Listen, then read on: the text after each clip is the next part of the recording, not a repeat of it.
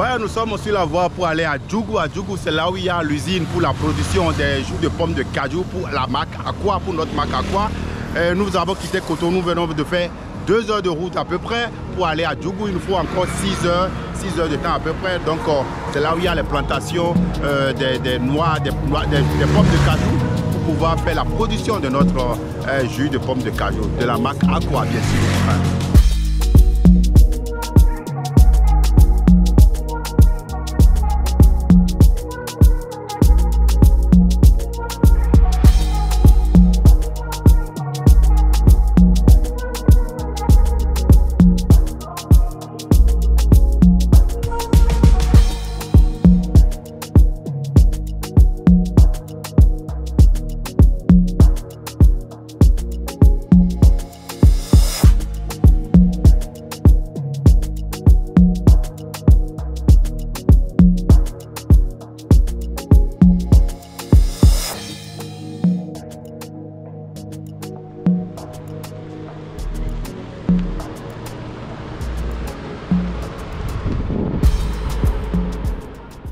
Je m'appelle Oro Ali Thérèse, je suis transformatrice des jus de fruits, surtout spécialement la pomme de cajou en jus et notre marque c'est Aqua. Donc ici vous êtes à l'usine de transformation de la pomme de cajou en jus au Bénin actuellement, précisément à Djougou. Nous ici pour la transformation, comme vous venez de voir d'ailleurs au champ, nous respectons les règles d'hygiène. Et quand vous êtes aussi au niveau de l'unité, vous allez constater beaucoup des étapes que nous suivons. Et tout ça, c'est pour donner un produit de bonne qualité.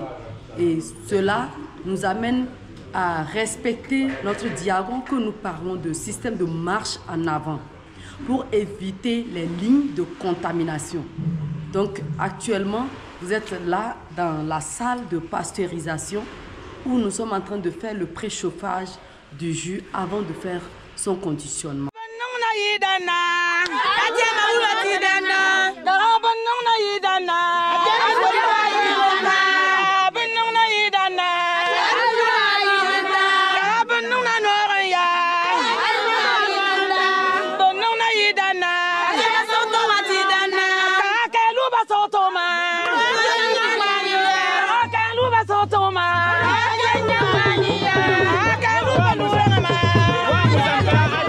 Je m'appelle Simon Debadé, je suis originaire du Bénin, je suis béninois et depuis à peu près de 20 ans maintenant, j'ai décidé d'aller en Allemagne pour aller poursuivre mes études en informatique. Donc je suis ingénieur en informatique, je travaille depuis plus de 10 ans maintenant en tant que software test manager.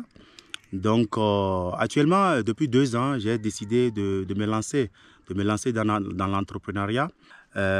Du fait que tout le monde connaît les noix de cajou, les noix d'anacarde qu'on connaît, mais chaque noix a une pomme qui s'appelle pomme de cajou qui est jetée. Et c'est pour cette raison que nous avons commencé à travailler la pomme de cajou.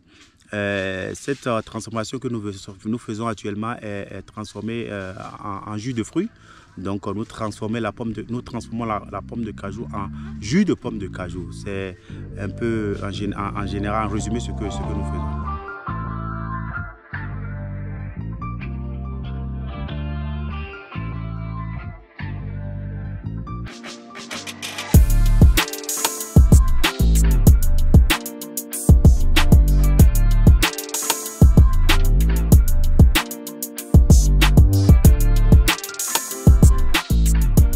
Pour nous, c'est très important de contribuer un peu au développement du continent, en particulier du Bénin, mon pays, parce que en étant de l'autre côté, on a vu beaucoup de choses sur le plan du développement, mais de notre côté, ici en Afrique, il y a beaucoup de choses qui nous manquent, mais ce n'est pas parce que nous n'avons pas les moyens ou les compétences. Il y a les compétences qu'il faut ici en Afrique, j'en suis convaincu.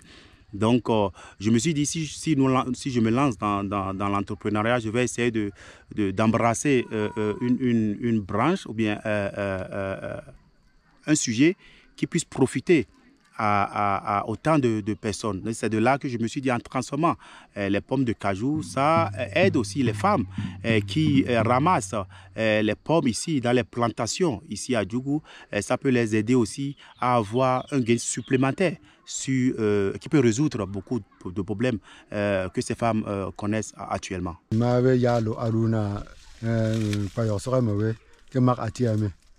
De te vlane te bang chan soa de porwe menane de porwe langurane a te nang pata te bang chan soa to te no betira to quoi de belan ene a de te vreke ke dati nyam ene a te lo barne soa Aruna il est à Pabegou ici, il fait le chant d'Anakad.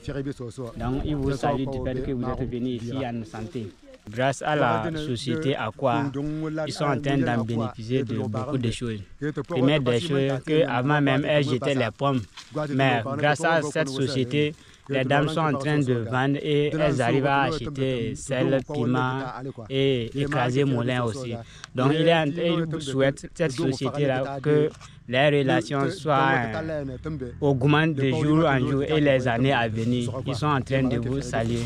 Et ce que nous faisons maintenant, dès le départ, c'est clair que nous n'avons pas encore un grand impact. Parce que actuellement, seules les femmes qui ramassent les pommes en profitent. Parce qu'elles sont payées pour le travail qui est fait. Mais notre objectif, notre plus grand objectif, c'est d'ouvrir une usine de fabrication, une usine de production digne du nom sur place ici au Bénin, qui pourra passer directement à une transformation en grande quantité.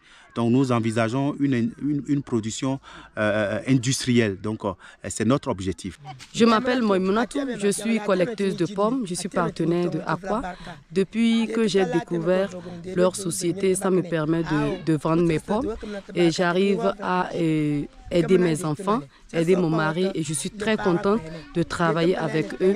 Je souhaite longue vie à la société pour que la prochaine fois ça aille plus. Merci.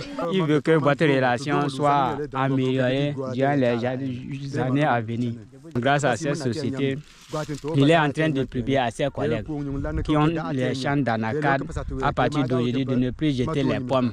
Là, si c'est un jour, ils vont sélectionner pour qu'on arrive à cueillir. Là, on va vous inviter, vous allez prendre et comme ça, chacun va manger le vin qui est dedans. Le nom Aqua, je vais commencer d'abord par là. Le nom Aqua, c'est le nom de ma fille. Ma fille s'appelle Aqua Marie-Julienne. Et je dis, je veux faire quelque chose dans mon pays, je veux faire quelque chose pour l'Afrique.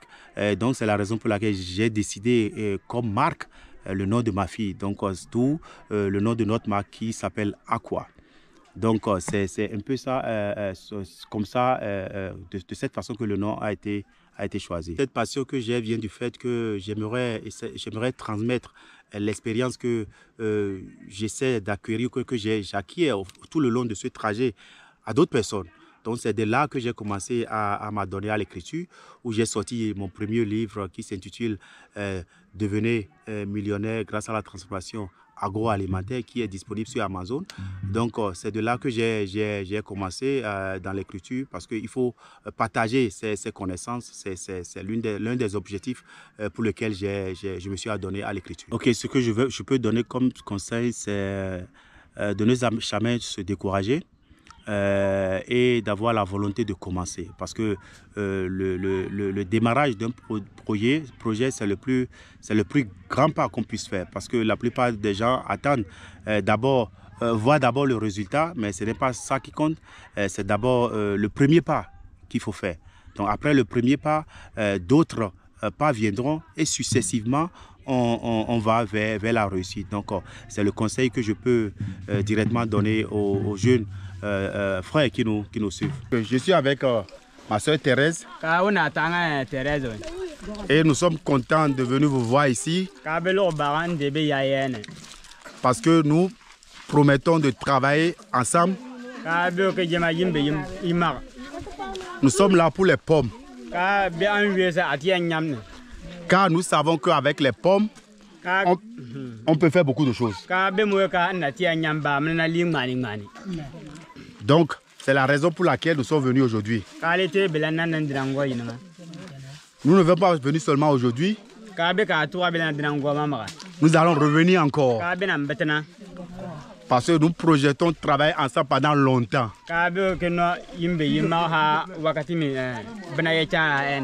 C'est ça.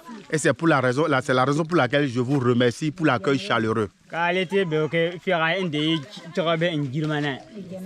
Ok, donc on est ensemble maintenant et on va continuer ensemble.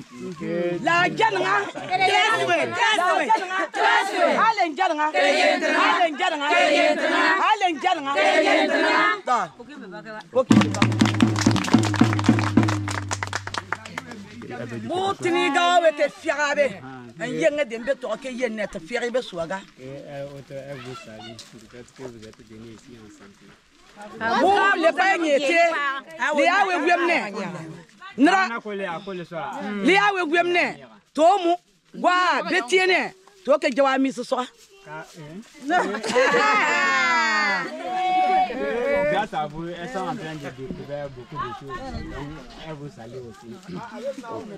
Donc,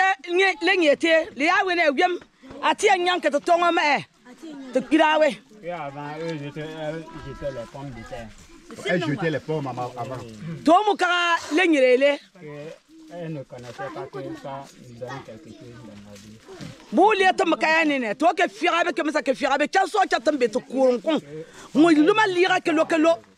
Comme elles ont su ça, elles sont en train de souhaiter à ce que ça, vous soyez ensemble durant toutes les années à venir.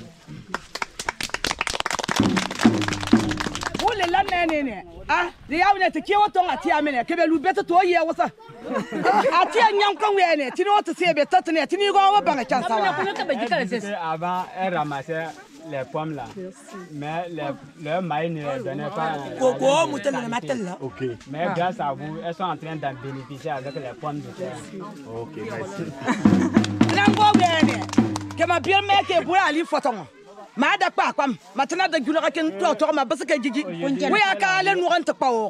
Et au lieu de ça, arriver à vendre 2 bassines de pommes, elles peuvent acheter savon, moutarde, tout ça. Waouh!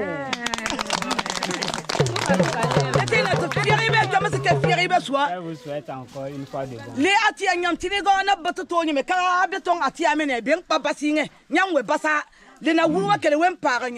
Et à partir d'aujourd'hui, elles vont publier à leur prochain que de ne plus jeter les pommes. Il y a un quoi qui a besoin de ça. Là, c'est très bien. Merci.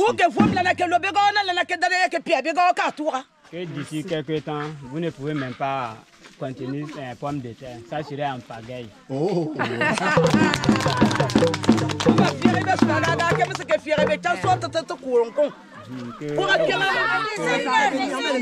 Que vous saluez. Donc que Dieu nous unisse ensemble. Pour gérer femmes, c'est pas facile, c'est la patience. Ok. Une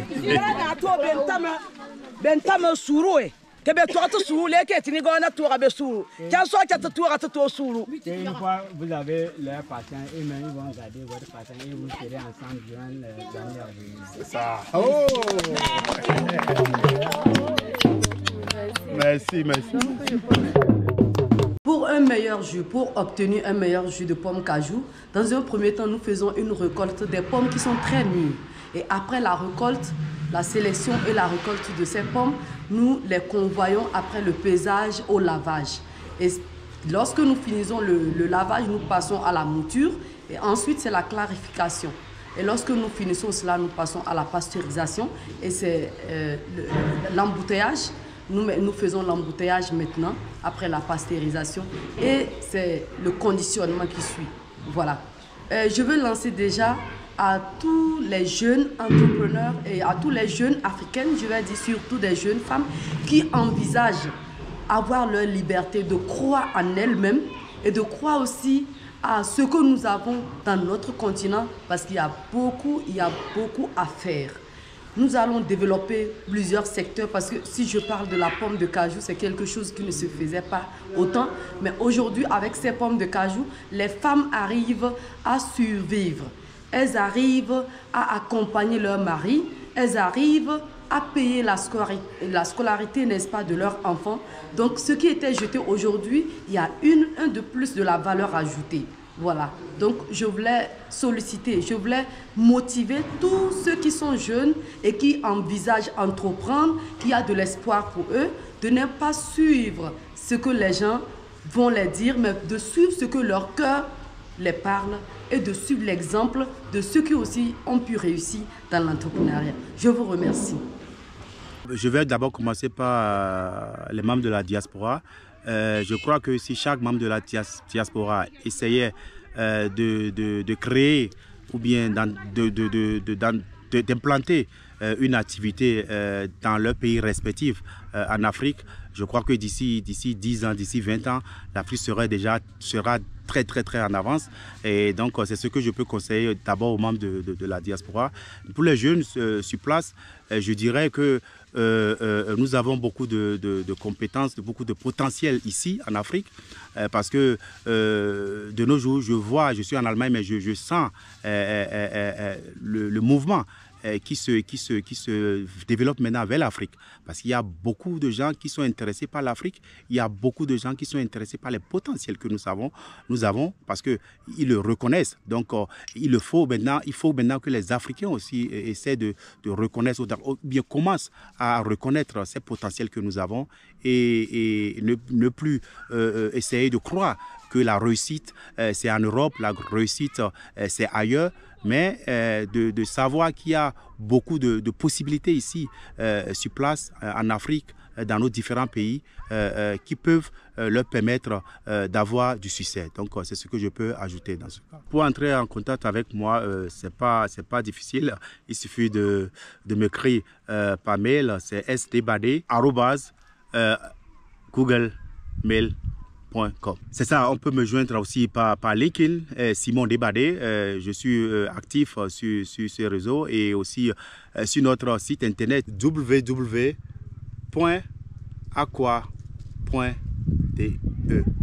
Donc c'est ça. Merci pour cette interview. Ça m'a fait plaisir de partager mes expériences avec la jeunesse africaine et avec Afro Talent Accelerator.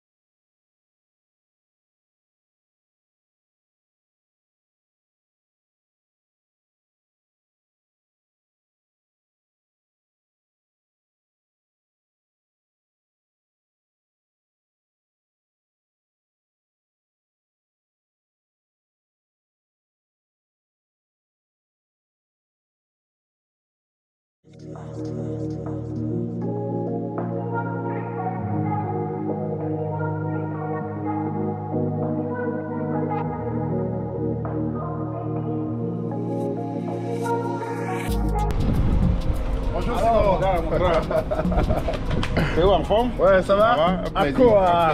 Nous sommes chez Akoa aujourd'hui. Aujourd'hui, tu es à Akoa, c'est ça? À Cotonou. Ouais. Donc nous sommes chez toi. On commence par où? Un plaisir. On commence, on va faire une tour en ville. D'accord. Je vais vous amener au centre-ville à Cotonou. On va un peu faire le tour de la ville un peu. D'accord. Bah écoutez, hein, on reste coaché. Hein. Ok, ça. Allez, on y va.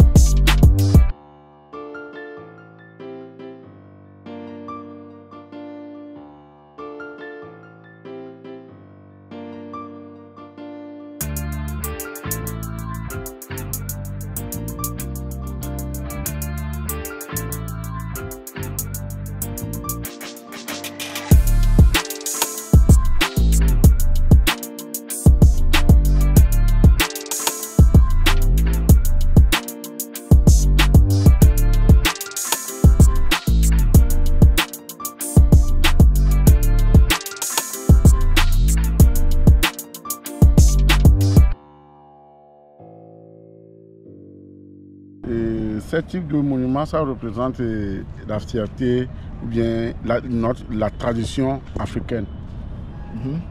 La tradition, par exemple, ça là, c'est une femme. On doit rappeler qu'il y a des femmes battantes qui ont lutté pour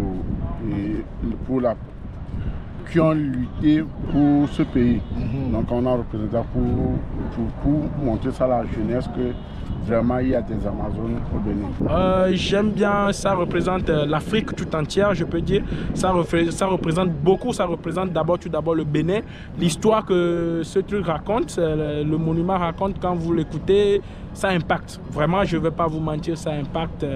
Et quand tu vois ça, tu es fier d'être africain. Je ne vais pas te le mentir. Et tout d'abord, je suis fier d'être africain, je suis fier d'être togolais, je suis fier d'être à côté juste du Bénin. Bon, je peux dire à la jeunesse, il faut être humble, il faut être honnête. Et il faut essayer aussi de se balader un peu en Afrique pour comprendre, essayer d'étudier un peu plus l'histoire de l'Afrique pour comprendre. On ne va pas juste se focaliser sur l'Occident. Il faut essayer de connaître soi-même son histoire d'abord. Donc la jeunesse, ceux qui sont de l'Afrique, ceux qui sont de chez nous, mais qui sont à l'Occident, je vous invite, je vous excite à venir découvrir plus chez vous et connaître vos histoires. Super. Et aller raconter ces histoires aux autres. Par mes expériences, il faut que la jeunesse... Moi, je vais dire qu'il faut que toute la jeunesse africaine se souvienne de notre culture. Voilà. Ok, nous sommes ici devant le statut des Amazones à Cotonou. C'est un monument vraiment très impressionnant. Chaque fois quand je suis ici à Cotonou, je viens ici regarder ce monument parce que ça représente les Amazones qui ont combattu pour le Bénin dans le temps.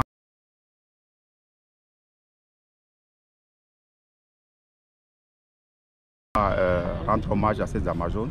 Et moi, je travaille principalement avec beaucoup de femmes dans les plantations à Djougou.